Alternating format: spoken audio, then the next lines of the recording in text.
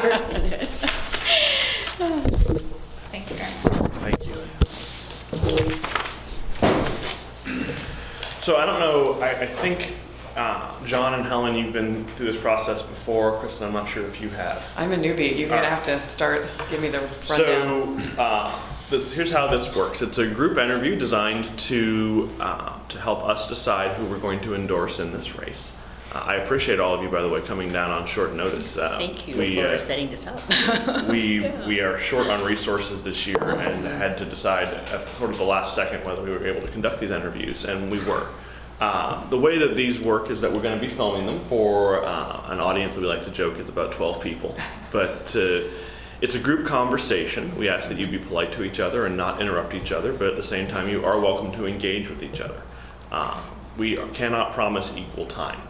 So we may have certain questions for some of you that end up being a conversation between you and us. Our goal is not so much to give you a chance to give speeches as it is for us to have a chance to get to know you and figure out which is the person we ought to endorse. So what we're going to do is, starting with Kristen and moving left to right, your left to right, we'll have you each take about 3 to 5 minutes to introduce yourselves and tell us who you are and why you're running. So Brian, we got this thing going? Do you want me to look at you or look at them? Oh, look at me. Okay, yeah, great. Don't worry at the camera. Don't be confused by the person behind them. Pay no attention to the man behind the curtain. Exactly. Great. Well, I'm Kristen Cornell. This is my first run for elected office. I moved to Portland about 5 years ago. I have 2 children in the Portland public school system, kindergarten and 3rd grade. And since they started school, I've been really active, involved in their classrooms, as well as a sports coach and also a PTA president. I've held that position for the last year, and I will be continuing next year. Doing a lot of grassroots work in the school system, which has been really great, but I've been looking for a way to couple my past experience with the present. So in the past, I ran a workforce development organization at the county level, county government level, where we did a lot of educational and workforce development training and localization of resources for folks with special needs. So sort of your folks with, developmental disabilities, mental health disabilities. Prior to that, I ran social purpose business enterprises and raised funding for children and adults with developmental disabilities. So really have sort of a passion and interest in working with all communities and getting equity across that on those many levels. And so the position at MESD just really tied in all this sort of vision and goals that I have for being helpful in this community. I have the skill set in working with the board and managing a strategic plan. I've done a lot of work with performance measured based outcomes. And of course, I have just this strong passion and great experience with at-risk youth and educational services. So it just seemed like a great fit. Where'd you move here from? California. Where in California? We were in the Bay Area. So Okay. I was in San Mateo County doing most of my work. You originally from there or from I am. I'm originally from there. Yeah, Okay. went back east to college and then went back actually originally to work in biotechnology, which was big in the Bay Area. And then I moved into nonprofit and county government prior to law school. What are you doing for a living? I'm an attorney. I do a lot of trademark and copyright work for my clients, so it's soft intellectual property. And then I do a tremendous amount of pro bono work, which varies from immigration, landlord-tenant, domestic violence, housing and homeless, things like that. Good. Yeah. Helen? Hey, thanks, Erin and Rachel. And so just to say a little bit about myself, I was born in Hong Kong, and my family immigrated to the United States when I was 11 years old, and we first landed in Seattle, moved here to Portland when I was 13, and been here ever since. So I'm a product of the Portland Public Schools, attended Jim Bridger and Marshall, and worked in Portland Public Schools for over 20 some odd years. I was a math teacher, and counselor, and also was a vice principal and also acting principal for a period of time. So been through the whole gamut of the different experiences working in the classroom and outside the classroom, and also have worked in Multnomah, and my most recent work before I took my retirement was at Parkrose High School. I still work at Parkrose High School right now as a hearings officer. And at the time when I took my retirement, people said, "What do you want to do, Helen, with your life?" So my passion has always been being involved in the community and at different levels. And so I told people that either I will run for office or become a missionary. So basically, really want to be involved in people's lives and making a difference in the community. In fact, since then, I created a vision for myself is like to connect the dots for a better community, and my mission is to engage and empower people, to improve their communities. So all the things that I'm involved in right now are all tied to those two areas. And in February, some folks came out and said, "Hey, Helen, you should consider running for MESD." And so I looked into it and found, MESD has, I really didn't pay that much attention to MESD until I was approached. And when I learned about it, I, found out that it's been in a bit of a turmoil, and how, really needs strong leadership at this time to help. For it to continue to make the improvements that it has in the last couple of years. And so I decided to, jump in, and because with my background as an educator, in all the different areas, and my connection in the community with lots of different people, and also just my personal skill set, being able to see the big picture and also the details, I tell people that, it's like looking at the forest and the trees at the same time. And, with my background as a math teacher, looking at things from a logical way, and also as a counselor, dealing with people at a personal level, and looking at the head and the heart connected. And so I just feel I have the skill set and the leadership to help MESD to just, be at where it is now and continue to move forward to doing its best work to meet the needs of our students. Helen, you've run for office before, right? I did. What have you run for? Just It remind was me. Metro Council. Metro Council, that's right. That's right, yeah. And just go, what are you doing, what do you mean, what does it mean that you're a hearings officer at Park Res? Good question, Rachel. So, as you know, well, maybe not, but when a school,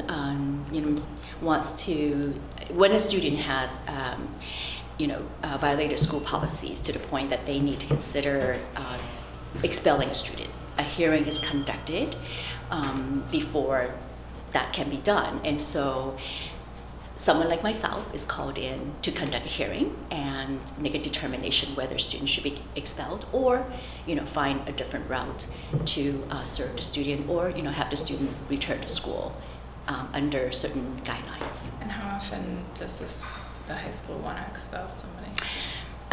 It really varies. So I worked in both Reynolds School District and Park Hills District over the last few years, and sometimes there will be case, like if there's a big fight, then there's like a case involving several students at the same time over a few days. Other times I won't see a case in months. Mm-hmm. So it really varies. Depends what happens at the school. Mm-hmm. Good. John. I'm John Sweeney, native Oregonian, and born down on the coast, and lived most of my life here in Portland.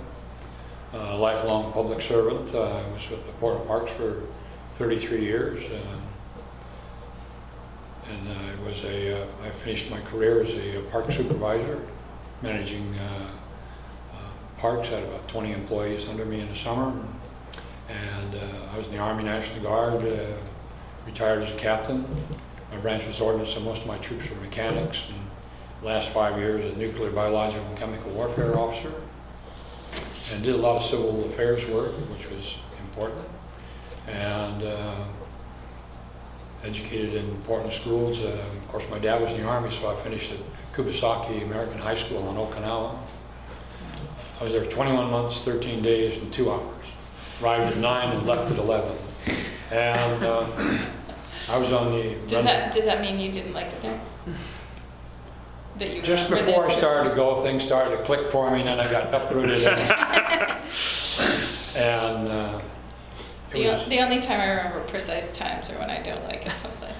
yeah, but it was helpful that I went over there, because I joined the National Guard when I was a sophomore in high school. I went over there, I went in the Army Reserve, and then later on went back to the Guard, and then I became an officer. And I was on the ESD before. I run for several different offices, and the elections used to be the same time as all the rest of the elections. They used to have a bed sheet ballot that you needed a big booth spread it out. And then they changed it where they come in the off year like this, so people have a more concentrated view of voting for the community colleges, ESDs, and schools, which is helpful in a lot of ways. And one of the things that has happened since I got off the board is that all school systems have to be a K through 12. So the ESD lost, Sobeys Island went to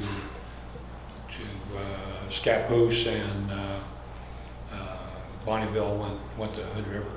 And one of the things that they started doing was consolidating the districts. And I do not want to see Multnomah Education Service District consolidated, because they're all a little bit different, but it's really unique. And the other thing is I don't want to see I want to see the boards to remain to be elected as they are now. Because some of the boards are actually staffed by people from the constituent districts. And in Multnomah Education Service District, the big lion would be Portland School District. And the ESD has a cooperative purchasing that really helps out the small school districts, because they're able to buy supplies at a boxcar rate, so to speak, plus a small administrative fee, which really stretches the dollars. You really don't save money. What you do is you just stretch it so you can get more for what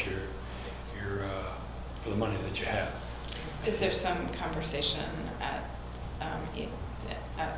MESD of not having elected board members, and having it staffed by representatives? Not that I know of, but the deal is they've had that push in Salem, and it allowed this to happen.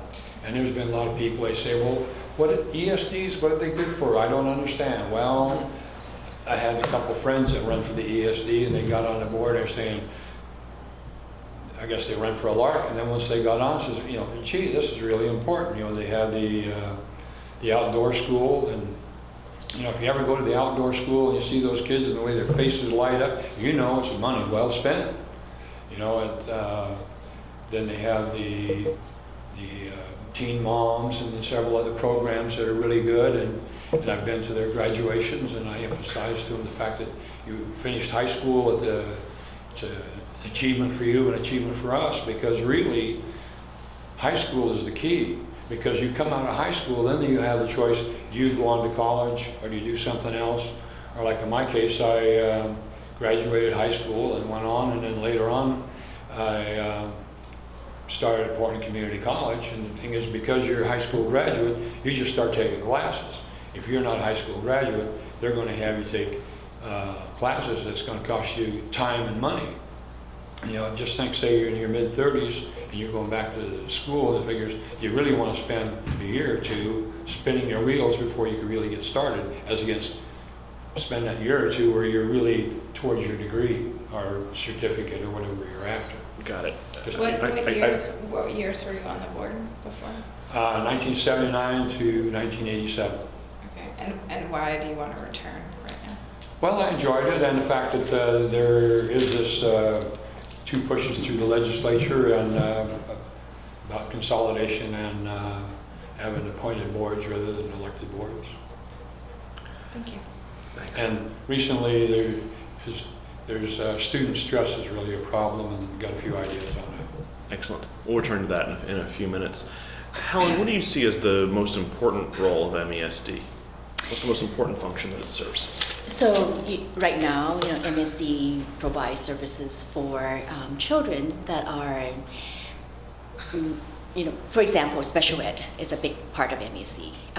Serving the children that are in long-term care, it's a big, it's a part of MSD's work. And most recently, we visited Donald E. Long, the detention center for youth. I think that's also a very important part. It's just the work that MSC does with children whose needs are not being met by, their home schools, and where home schools are unable to provide the services.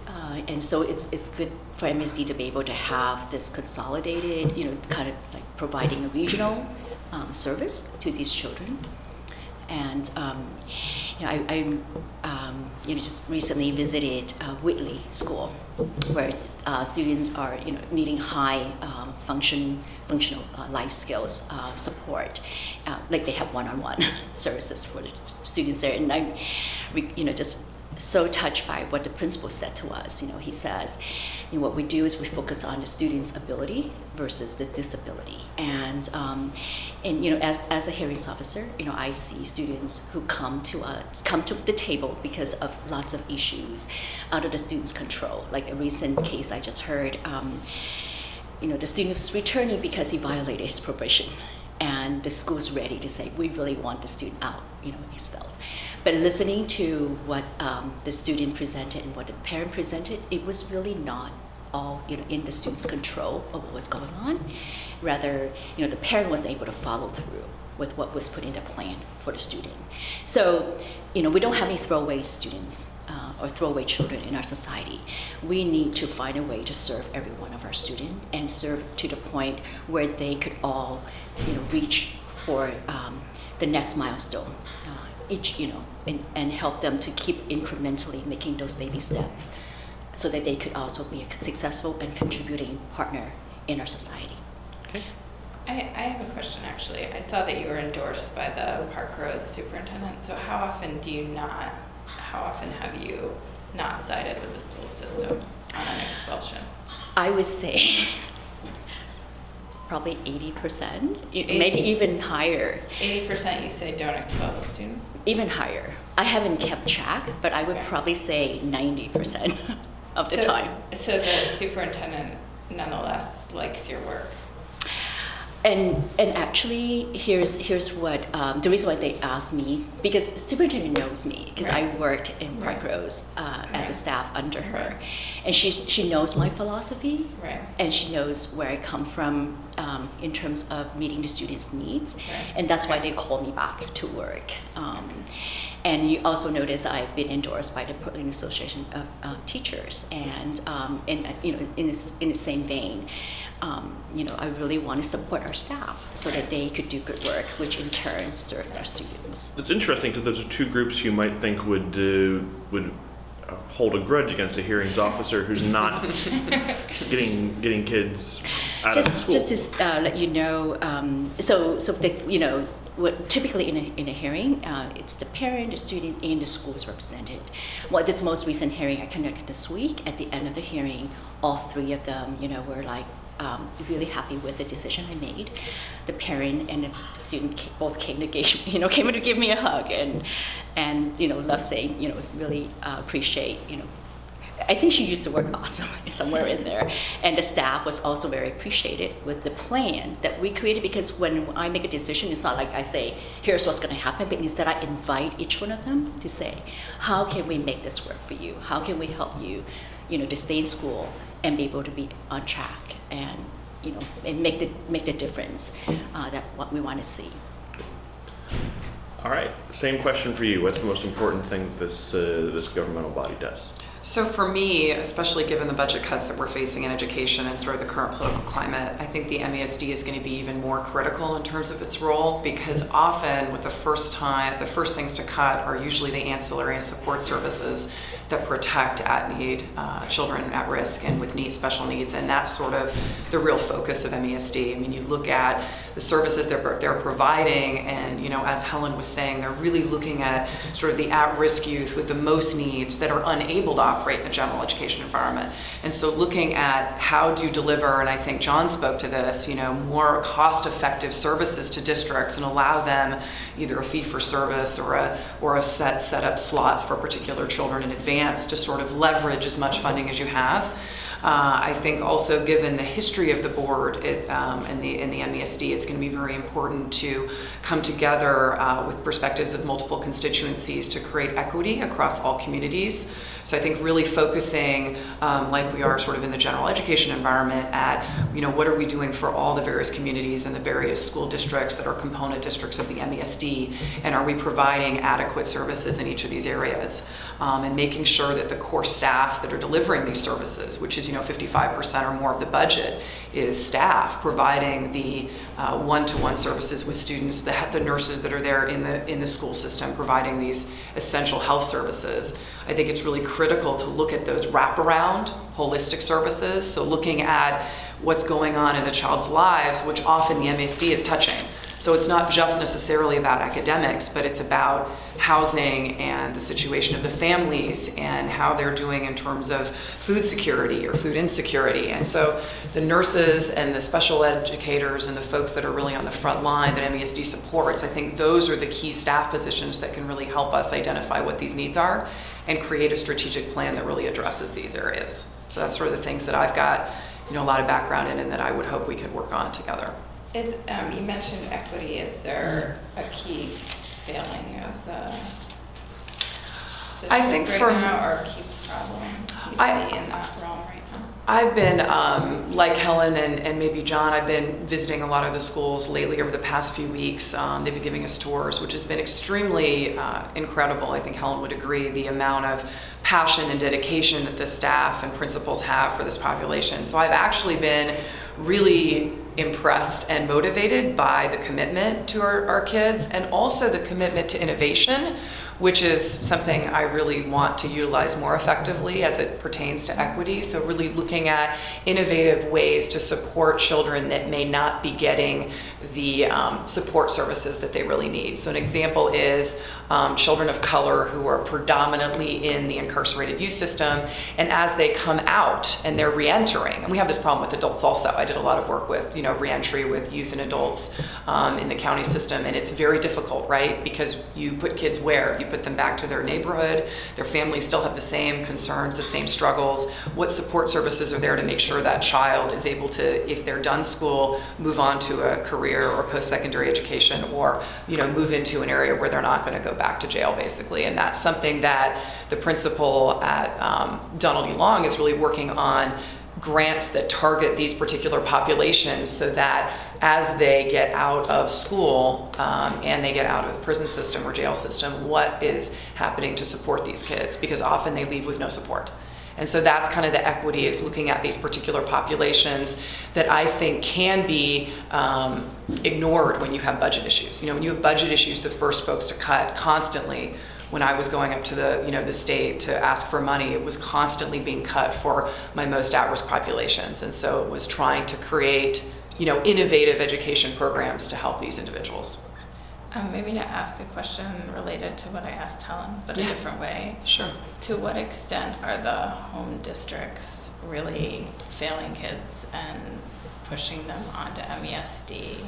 I mean, the last time I looked at the statistics, I don't remember what the exact statistics are, but it's definitely children of color, much more predominantly than the districts they're coming from. So to what extent do you feel like there's a failing in the home districts, or do you have a sense of that yet? I think it's hard to know at our level in terms of where we are to really, make a strong judgment call on that. But I would say one of the issues is that our school districts, our component districts, are continually understaffed, and we have high student to teacher ratios. So now the kindergarten ratio, for example, is 1 to 28. I have a 5-year-old in kindergarten, so I know I can only imagine trying to corral 28 of them at various different learning levels, socioeconomic backgrounds, whether they're on free and reduced lunch or not, all that type of thing. And then adding that family dynamic of what's going on in their environment with trying to get the Common Core and everything else instituted. So I don't know if it's a failure with the general education component district aspect, or just the sense that they don't really have the resources to handle students when they get to a behavioral spectrum or family issues that they literally can't identify or can't provide the support for.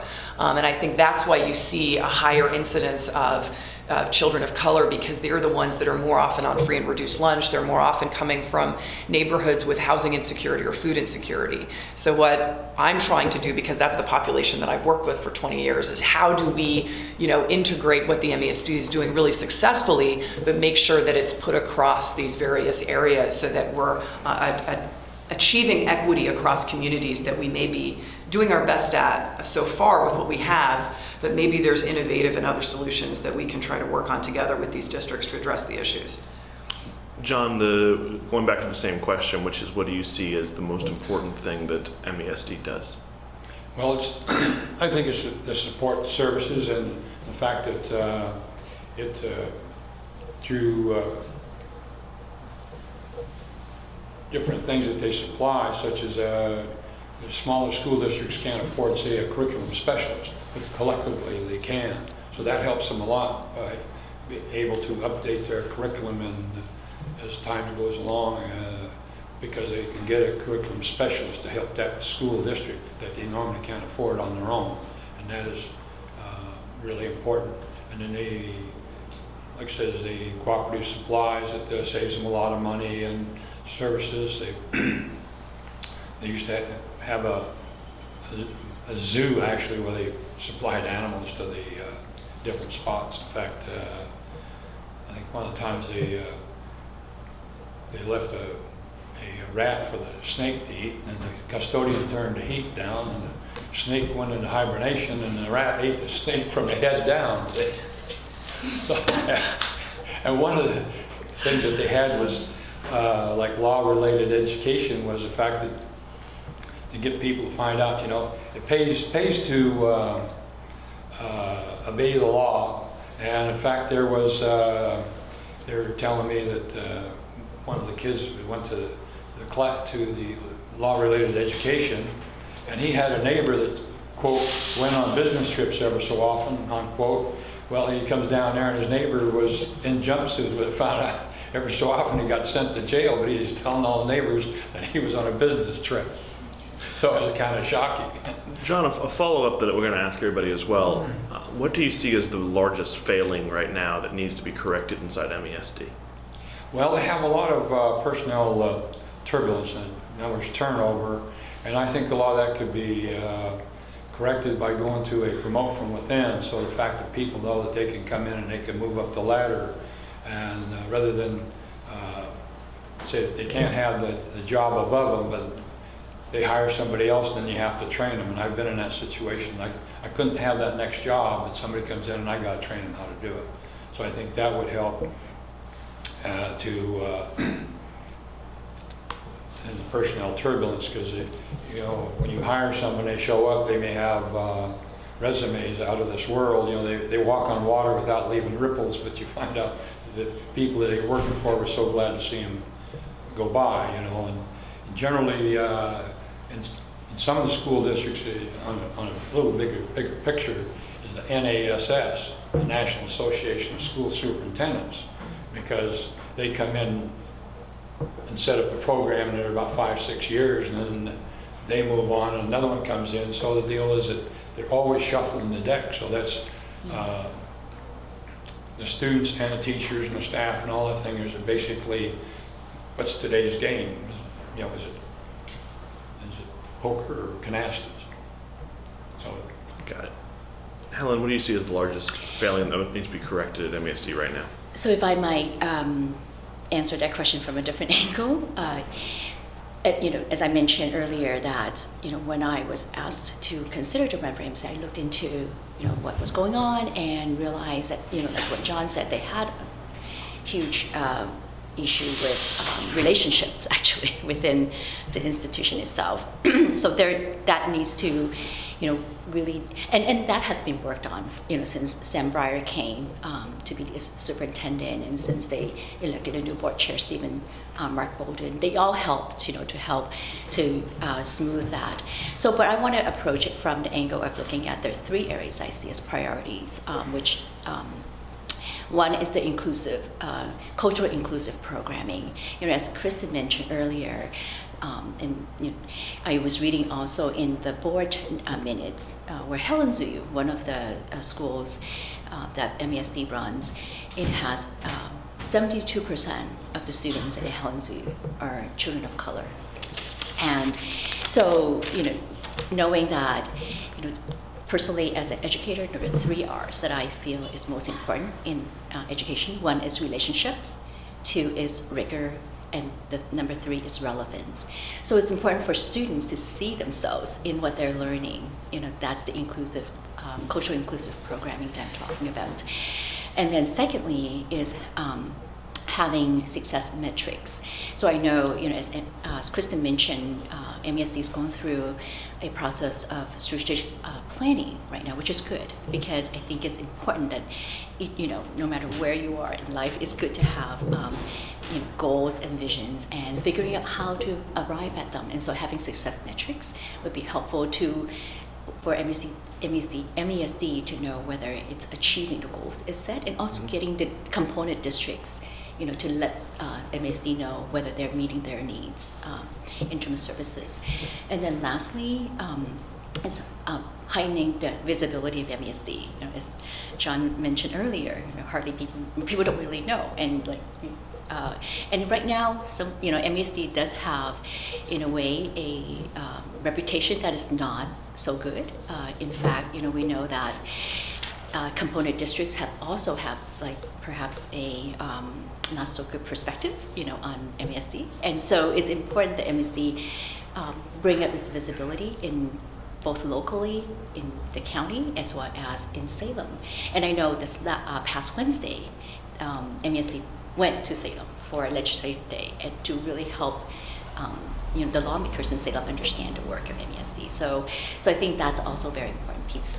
Makes sense. The good news is that whatever bad reputation MESD has developed was so far exceeded by Portland Public Schools that no one will ever remember. So whatever dark marks on the record have been blasted away. Kristen, same question. What needs to improve? So yeah, I definitely echo I think both of the candidates that just spoke. I think also, I don't want to repeat what they've said, but I think those are all important areas. I think for me, the most critical piece, because that's what you asked, is for me setting a really sustainable vision for the organization that is supported by measured outcomes and sort of community accountability and input, if you will. And I think that will really for me, with the areas that I've talked about of equity and innovation, when you have multiple constituencies that are represented, all communities coming together and being a part of a strategic vision, they're much more likely to work together towards a common goal. After 9/11 happened, when I was working in the county, there was a number of displaced workers coming out of the airlines because of the loss of laid off workers after 9/11, and they all were union members. They all needed retraining in different areas. And so we actually worked with Genentech, which was a biopharmaceutical manufacturing company, and the community colleges, and created this brand new tailored training for these mechanics and laid off workers to train and then walk into relatively high-paying benefits jobs at biopharmaceutical manufacturing. And that to me was just a real testament of bringing together, community college, education, labor, business, government, and private all together with this strategic vision and common goal. And I'm thinking with the MESD having new leadership, new board members, staff that are having new influx as well as old. So you've got institutional staff as well as a lot of staff that have been there a very short amount of time. I think the institution is really ripe for that change and really ready for looking at where are we going, okay, where do we want to be in 3 to 5 years, and what is it going to take to get there, and making sure that we're really looking at the areas that we've all mentioned, I think, of equity and concluding all cultural and ethnic and other communities so that they have a voice in what's happening and that we can move forward together towards that direction. Okay, our last serious question, and Kristen, we'll start with you, is why do you see yourself as the best candidate for this job? Why should voters choose you and not the other two people? I'm not asking you to attack your opponents, but my point is... That's good, because I like them, so I wouldn't want to do that. This is a fairly collegial environment, but my point is not why are they bad? Absolutely. My point is, why are you the best hire for this job? So I think I'm perfect for this position basically because of my history of experience and my passion. So my experience is all with at-risk populations, both youth and adult. I've always worked with families since I was, in my early 20s, working at a parental stress teen crisis hotline. I've been a medical counselor for rape trauma survivors. I've been through youth, educational, as well as workforce development, strategic planning from grassroots, from my legal representation all the way through strategic board. So being a board chair, previously having experience implementing a strategic plan, all those things kind of drew me to this position. And then coupled with the fact that having 2 children in the school system and being so invested over the last 4 years with my community and the education that's being served them and their peers, it becomes so much more critically important to you on a day-to-day basis, because I'm in the community, I'm with these children, helping them in the classroom, I'm looking at the Common Core standards, I'm starting a special ed committee to work with kids with special needs in our school system to integrate them. We're looking at grants because we're the most accessible school on the west side. And this is where I excel. I'm good at managing, I'm good at leadership, I'm good at bringing people together towards a common goal. That's what I enjoy doing, it's what I'm good at. And so this position really, to me, whether it was elected or appointed or I apply or I have to jump through hoops or eat fire, to me it's just a perfect example of where I should be and where my skill set is best utilized. And ultimately, I think when you're like us, when you're someone who really wants to invest in the community, you look at where can I be of best service with my skill set and my passion. And I don't think every position out there, matches what I want, but this one really reflects what I'm interested in and what I can contribute. I have one quick question for you. Mm-hmm. When I looked for you on the database of contributions, I couldn't find you there. Are you not registered? I'm not doing any money for this campaign. Yeah, my goal is for people to really put their dollars into where they're most needed right now, financially in our economy. So I have made a decision to just go based on word of mouth and having the support of some great, state representatives, and Mills Johnson, who's leaving this position, he supported me. So I'm just trying to, build word of mouth and social media and other ways to kind of do this as inexpensively as possible. And is the position's unpaid? Correct. And do you get a per diem of any kind? No, not at all. Yeah. Helen, why are you the best person to hire for this job? So there are many reasons, and Rachel, I'm just going to name 4. So first of all, I'm a person of color, and knowing that MESD serves, most of the children that are in the schools where that's run by MSD are children of color, and also knowing our county, it's many of the districts have become a minority majority, districts. So having a person who understands and having the experience, as a person of color is really important. And then secondly, my background in education, being a product of Portland Public Schools, having children who have gone through public schools, and having worked in, public schools, gives me the skill set that would be unique in this group of, candidates. And then thirdly, my service in the community. I was sharing with someone that I went to a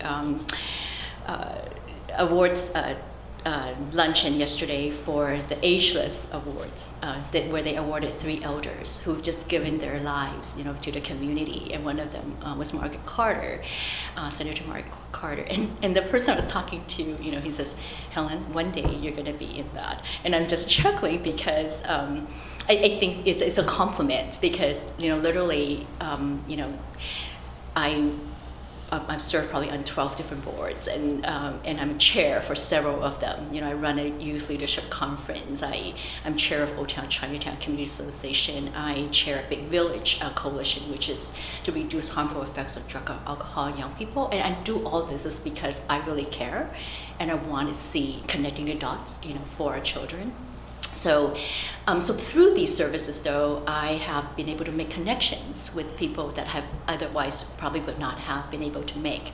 Like Commissioner Amanda Fritz is one of my endorsers, and Commissioner Nick Fish. And they both are endorsing me because they know my work, and they've seen how I work, and how I work collaboratively with people, how I listen, how I put the people, first in all the things that I do. And they even said when I'm at that, serving on the board for MESD, they want to see how we could partner, with what they do. So, and the same thing with the county level, county chair Deborah Kafori had endorsed me. So, that's number 3. and then just finally my skill sets. I have served on all these different capacities. What I would bring in terms of a leader to help MESD's work is going to just be able to bring it up a notch. Great. John? Well, it's my experience. I had already 8 years with the board in the past. I was the chairman twice, vice chairman once, and with the city and the parks, I had to coordinate with other bureaus of the city and with other agencies such as Portland Schools and the Highway Department and Corps of Engineers, and then in the National Guard, I was a nuclear, biological, chemical warfare officer. I was in a position where I influenced an area the size of Oregon east of the Willamette River, 300 by 300 miles square. So used to operating in the big picture, and just had a lot of experience, and used to being flexible and working with other people, to get it through. And the thing is, American schools are in general are kind of run down, saying that they're not that good. Patrick Buchanan did an analysis. White American students beat all white European countries except Finland, and Asian American students beat all Asian countries except Singapore, and the Latino Americans beat all Latin American countries hands down, and there was only one black African country that competed, and black Americans beat them too. So you're saying that American schools are doing just fine? No, American schools are, when you look at parts, when they try to isolate them, are actually doing better. What we need to do is basically grab the bucket and pull everything up. Got it. So we always ask a fun question at the end of these things. Fun for us anyway. And this year's question is, how do we phrase it? It's what description was of you was in your high school yearbook, or if there wasn't a description of you, what would it have been in high school? Are you starting with me? I can tell you what it really was I was voted most fun on a deserted island. I don't know Most how fun? most fun on a deserted island. So, I don't know, I'll stick with that. That might still be true. I'm pretty fun outside of this, more formal environment. So I'm gonna stick with that for All now. Helen? I did look through my yearbook because my campaign staff asked me to, find what I had back in when I was in high school, and I, noticed that I was already running for Student Senate. I was served in Student Senate when I was in high school. At the time, that was still a thing, and I don't remember that there was like a description, but that I was involved, even though I was not. I was still like an English learner at the time because I came when I was 11 years old. So in high school, I've only been here for less than 10 years, right? And we didn't have English learner language programs at the time, actually. So basically, I learned English like being in the classroom, and so I would say if there were a description, would be like this is a student who found her way and made things work for herself. I don't even know what that would be a description, but and knowing that nothing could stop her from achieving her goals. Because I was involved in Girls League, I was involved in Student Senate, even though I was still like trying to figure out how to, I was taking all of the college prep English courses as well. And I really want to thank my English teachers, because even though I was not the best writer, because I was learning English as a second language, yet they gave me, like the help that I needed. And they read my writing from that lens, as an English language learner, and helped me, to excel in my work. So I really wanted to, and looking back, that's a bravo to them. Thank you. John? I think it's stunning because I joined the Army National Guard when I was 16, and here when I was going to Benson Tech, and then when I went to Okinawa, because my dad was in the Army, they were a little stunned when I found out that I was in the Army Reserve, because they all had military parents, you know, but, and my chemistry teacher was in the Navy Reserve, and we're discussing some subject, and there was this guy by the name of Hollingsworth, the brains, Anyway, I kind of chewed him up, and he says, there's no way you can know that. And then Mr. Brody says, well, I'm a lieutenant commander in the Navy Reserve and a logistical command, and John is a private first class in the Army Reserve. And they asked me, and I'd already had 5 military jobs. They weren't even out of high school yet. That'll work. Thank you everyone so much for coming in and for your time. This will be coming out on Wednesday, and we really appreciate it. Thank you very much. Thank you. Thanks, Sarah. It was nice meeting you too. Very nice to meet you as Thank well. you so much. Thank you. It was so nice meeting you. I'm gonna come around. Nice to meet you. Nice sweater.